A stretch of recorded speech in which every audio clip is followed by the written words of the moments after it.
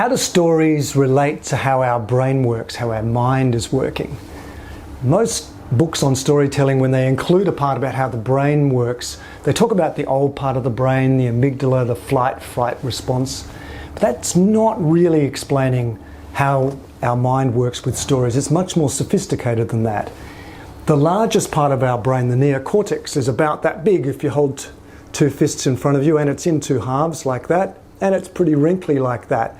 And if we were to open it out flat, it would look about the size of, well, in Australia we'd call it about the size of a tea towel, in the United States about the size of a dinner napkin, and also about that thick, a couple of millimeters thick.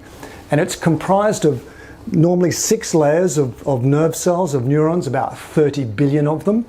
And all of our senses connect up from inside. So our sense of sight, for example, vision, is about the size of a postcard at the back of the neocortex, and all of the other senses plug in. The 5 senses that you learned at primary school, but also 3 other senses: your sense of balance, vestibular system, your sense of where your arms and legs are, your body perception, that's called proprioception, and most importantly, your internal body sense, your sense of arousal, your guts, your heartbeat.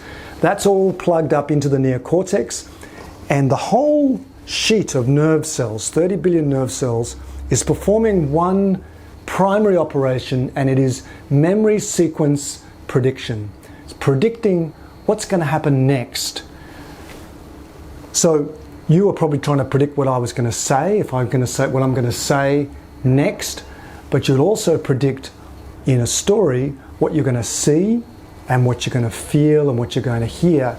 So the power of a story is that because it's a sequence, and because good stories are unpredictable, the listener puts themselves in the story and imagines themselves as the character of the story, and they're trying to predict what they're going to see in the story next, what they're going to feel in the story next. And that's how we pass experiences through story.